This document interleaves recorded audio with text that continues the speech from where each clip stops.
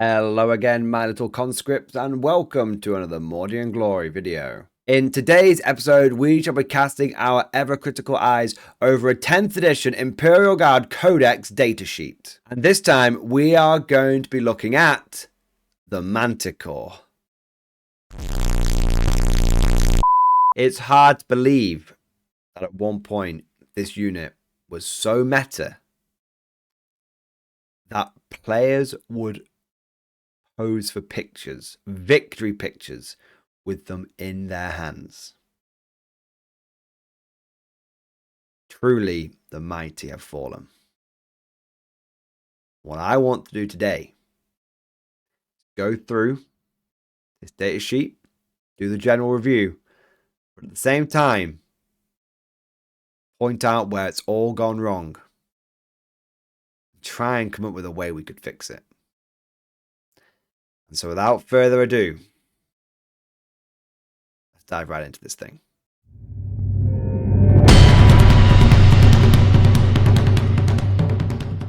Let's start off with a positive, because it's all going to be downhill from here, and look at the Manticore's stat line.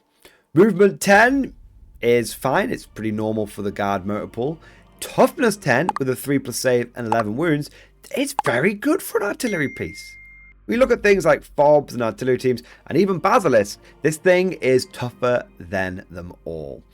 T10 is actually quite important because it means that like deep striking, like melter gun stuff, are wholly less reliable at popping you. And 11 wounds is a great break point as well. Just overall a very solid defensive profile.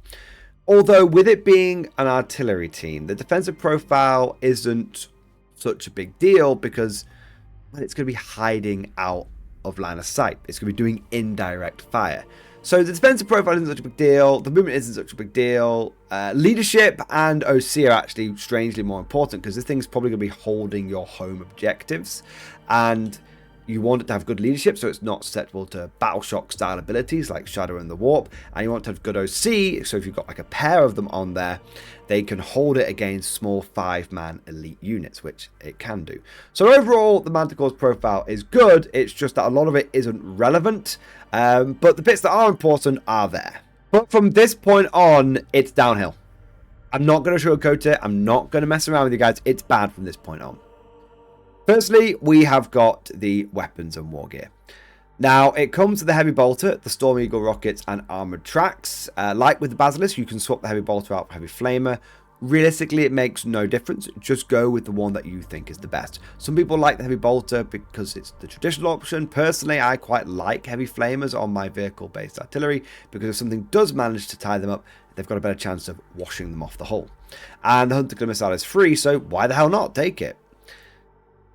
Let's not worry about heavy bolters or heavy flamers or hunter killer missiles. Let's focus on the big reporting for duty, sir. The big turd in the pool, which is the Storm Eagle rockets. In the index, the Storm Eagle rockets were really good. They were like D6 plus 1 shots. They were strength 10. They had good AP, good damage. They could do it all. Now, the Storm Eagle rockets are just a confusing abomination. They're anti-infantry 2+, which sounds good, but let me get back to it. With blast and indirect fire. They're 120-inch range, which is funny. A bit like the Basilisk, bit of a shout back to the old grognards. And then D6 attacks? Even with blast. Very, very swingy. With Ballistic Skill 4+, Strength 7, AP -2, damage 3. Now, the AP is good, and the damage is good. But the issue here is Strength 7 and the D6 damage, it's just weird. So, they used to be Strength 10, and they used to have D6 plus 1 shots. They've made them Strength 7 so that they're not as good against vehicles. But they've given them anti-infantry 2+ that they can retain. Because Strength 10 basically meant they were wounding nearly every infantry in the game on 2s. So they've done this to make them less good against vehicles. But then they've not made them good against infantry. Because if you're going to have something that's good against infantry, you can't just have D6 shots. D6 shots plus blast does not make a reliable weapon. Let me ask you this. How many of you out there have used field ordnance batteries? They fire, as the pair, 2d6 shots plus blast. Even with getting blast on each gun, how many times have you just rolled low? And the blast, it's been okay, but it hasn't really made up for the fact that you just rolled low to start with. You know, between the blast and stained hits, maybe all of that just makes you get to where you should have been, but it doesn't really make up for it. Now imagine field ordnance batteries didn't have pseudo double blast, and they only fired D6 shots. And you don't have sustained hits. Now imagine how underwhelming it's going to be when the only thing you've got to rely upon to pull your socks up is going to be blast. It just doesn't work. It just doesn't work. They've tried to make it anti-infantry, but all they've done is completely ruin its ability to engage with vehicles without, in any way, shape, or form, giving it the sufficient tools for dealing with infantry. They didn't make it a good anti-infantry option. They just made it a terrible unit. And then we get to the ability. So Furious Barrage, the old Furious Barrage from the Index, used to give you 4 rolls to hit if you were shooting against a unit which had 5 or more models in it. That ability right there would have made sense. It would have made sense to keep it. With the Manticore's new role of not being the anti-vehicle artillery, but instead being the anti-infantry artillery, that would have made more sense, because it would have paired nicely with the fact that it's blast. It would have helped make up the fact that it's only got D6 shots. That would have made a lot more sense. They changed it. In your shooting phase, after this model has shot, select one enemy unit, excluding monsters and vehicles. Okay, so they're really, like I said, they're not fixing the infantry side. They're just completely shitting on any way it could engage with vehicles. That was hit by 1 or more of those attacks. Well, I'll try and hit them, but I probably won't, because I'm hitting on like 4s at best with a very random amount of shots. But fine. If I hit you with my storming or rockets, you become staggered. While you're staggered, you get 1 less OC. But here's the killer. To a minimum of 1.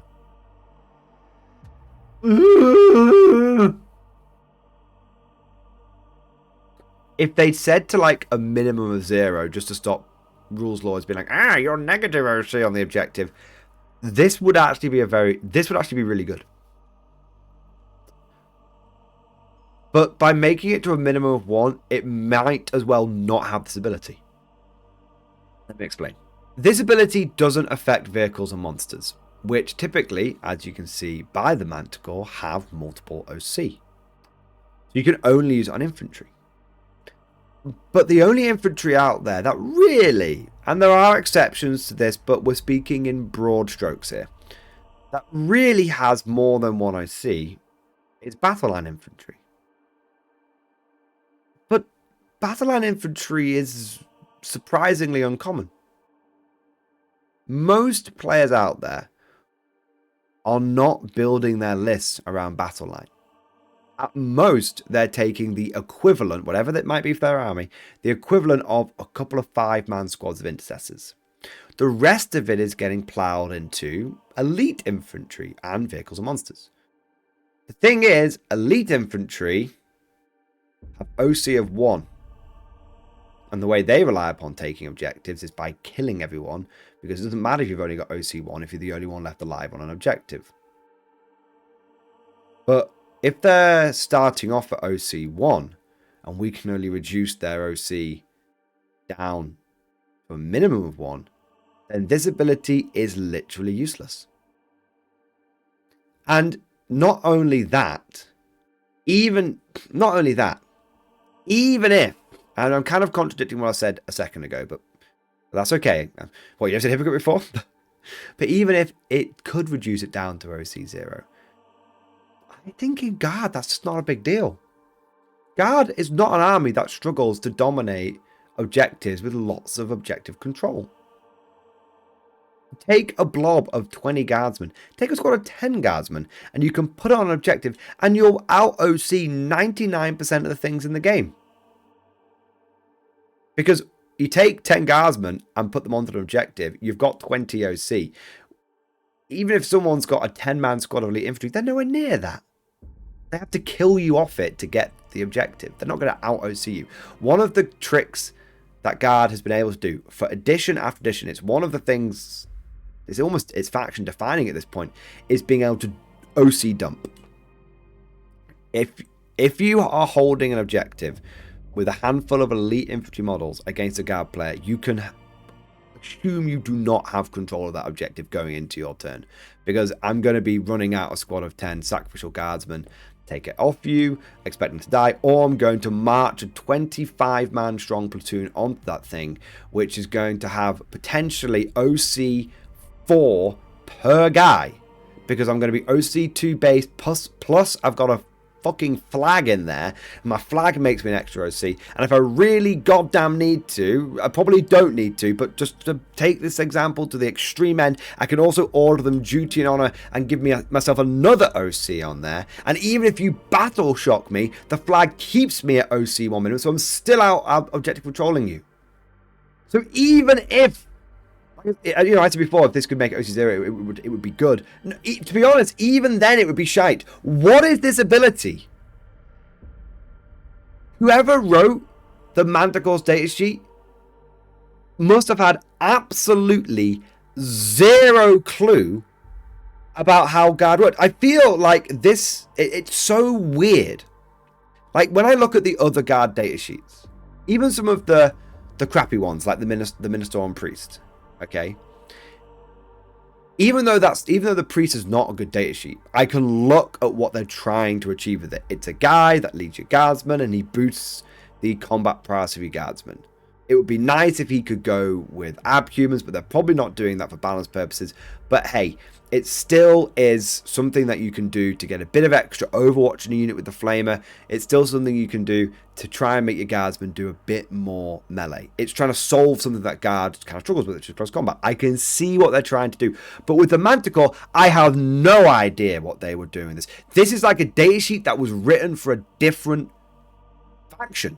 You're giving us an artillery piece which is good at killing infantry when we already have half a dozen artillery pieces that do that. We've got mortars.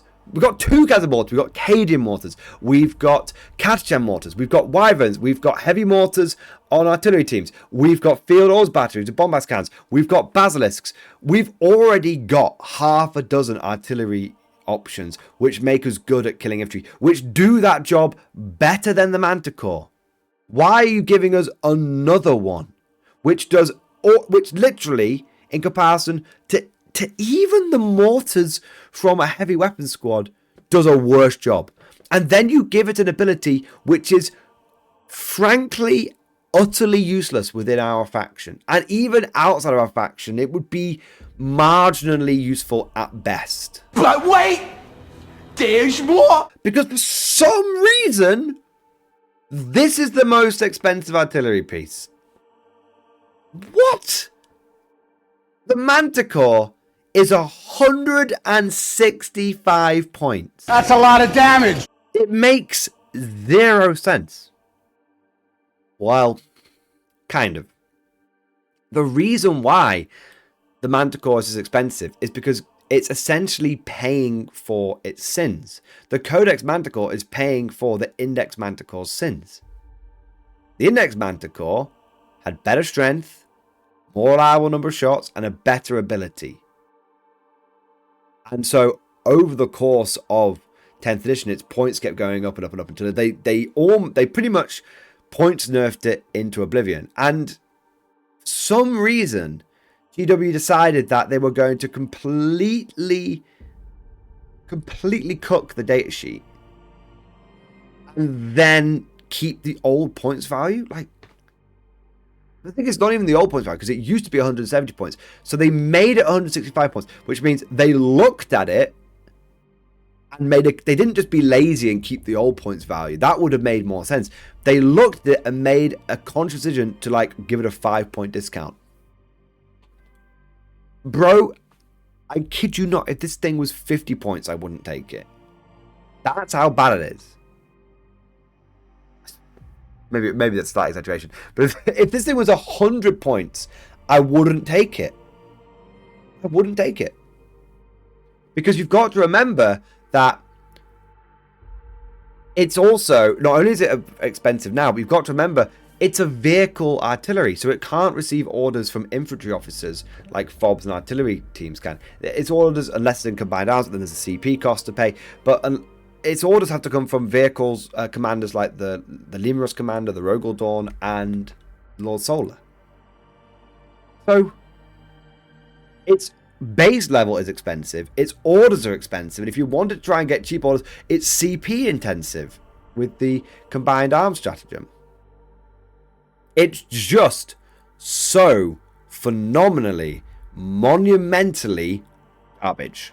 Oh, and don't forget, they removed heavy from the Storm Eagle rockets. So it does need orders. You can't just have it sitting back and shooting on a 4+ with +1 to hit, -1 to hit from indirect. Nope. So it needs those orders. So it's been nerfed on its weapons. It's been nerfed on its ability. It's been nerfed on its points. It's just been nerfed every which way. In its current format, even if it... Now, often at this point, I'll say, well, if it gets a points cost in the future, this unit can be viable. Even if they gave it a points cut, guys, this thing is still unviable. This datasheet cannot be fixed with any reasonable points cuts. It can only be fixed by making it stupidly cheap. I'm talking like 70 points or a full-blown rewrite. So how do we fix it? Because I want to fix it. I own Manticores. I like Manticores. I think they're really, really cool. Like long-range missile artillery that is supposedly fires like cluster munitions. That's cool having that in 40k. So how do we fix it? Well, I have a somewhat radical proposal. I think you make the Manticore a premium choice. We've got loads of cheap artillery. We've got light mortars, we've got FOBs, artillery. We've got cheap artillery. Have the infantry, have the regimental artillery pieces be the cheap ones.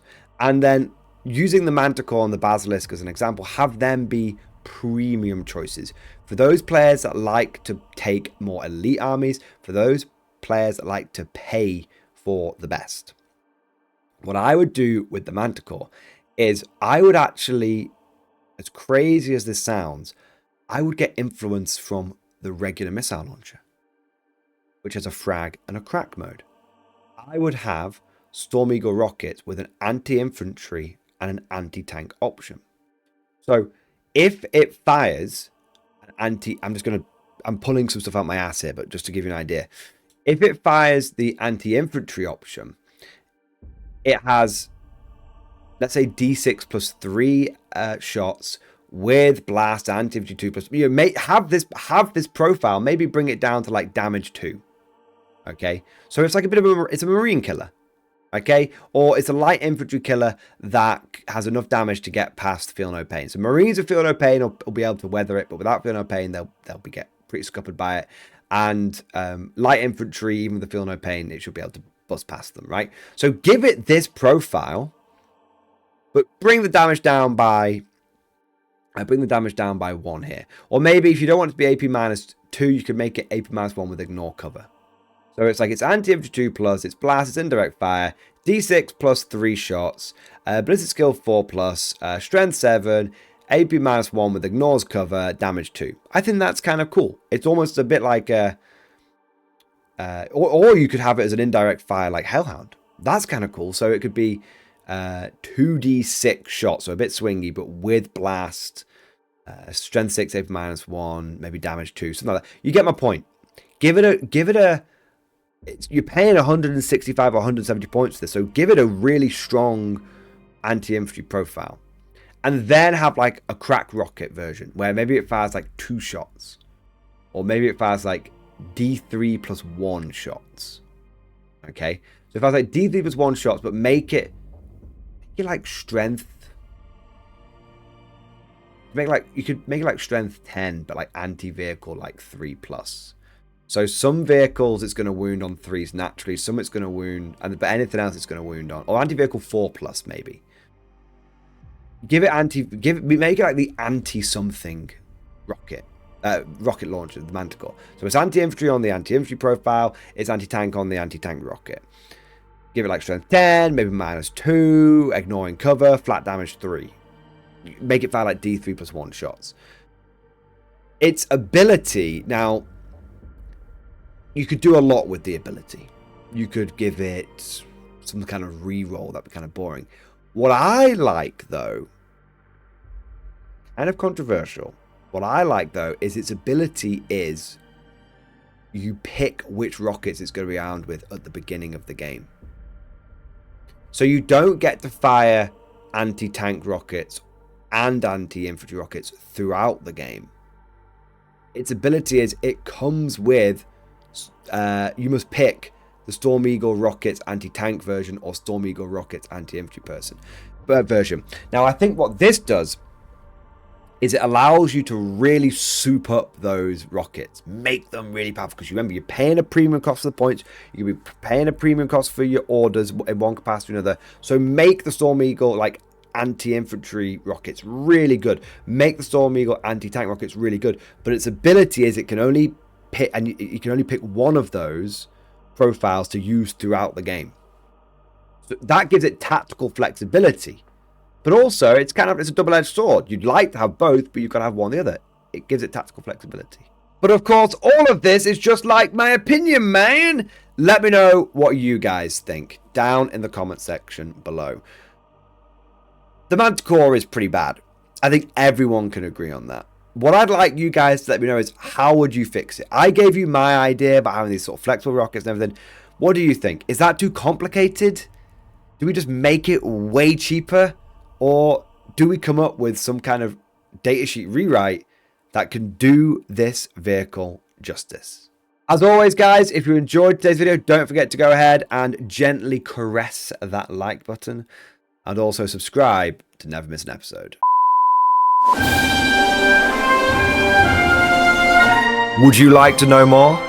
If so, then please consider becoming a channel member or patron. By supporting the channel, not only will you be doing your part, but you'll also be helping me create more content for your viewing pleasure and unlocking a whole host of perks. You get everything from a badge next to your name, custom emojis, but the big one is access to the Mordian Glory Discord server, an online community with almost 2,500 active members. It's always popping off in the MG Discord. We've got channels for army lists, hobbying, tactics, stories, and even a pretty spicy meme section as well.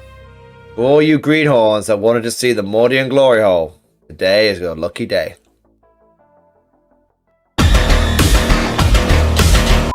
And joking aside, I do want to say a massive thank you to all of the current channel members and patrons. You guys are amazing, truly the lifeblood of the channel. I could not do Mordian Glory full-time without the incredible and generous support of my members, so thank you guys so much. And last but certainly not least, I want to say a personal thank you to all of my top tier Patreons. These are the War Masters, the people who have truly gone above and beyond the call of duty. So a heartfelt thank you to Alex Dengal, Bon Vert, Lord Pryor, Mark Panconi, RJ Scorpion, Swordfish Trombone, Try Again Bragg, John Stubbs, Nick Walsh, Diesel Fox, and August Barney. Seriously guys, thank you from the bottom of my heart. Your support is incredible and it makes a huge difference. Thank you so much. That's all for now. Hope you've all enjoyed today's video, and of course, as always, See you guys next time.